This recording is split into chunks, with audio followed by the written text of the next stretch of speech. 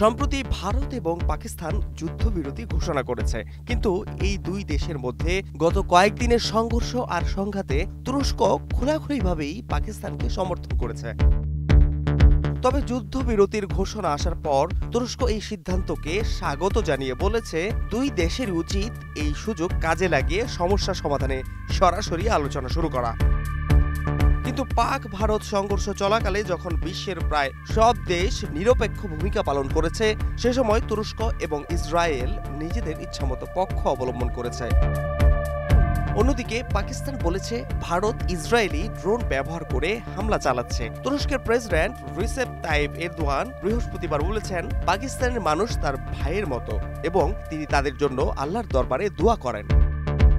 চলতি সপ্তাহে তুরস্কের বিমান বাহিনীর একটি C-130Z পাকিস্তানে অবতরণ করেছে। তুরস্ক বলেছে সেটি জ্বালানি তেল নেয়ার জন্য এসেছে। এর আগে তুরস্কের একটি যুদ্ধজাহাজ করাচি বন্দরে নোঙর করেছে, যা বন্ধুত্বের নির্দেশন হিসেবে পাঠানো হয়েছে বলে তুরস্ক জানিয়েছে। তুরস্ক এবং পাকিস্তানের ঐক্য ও সুসম্পর্কের বিষয়টি কয়েক দশক ধরেই আন্তর্জাতিক অঙ্গনে দৃশ্যমান।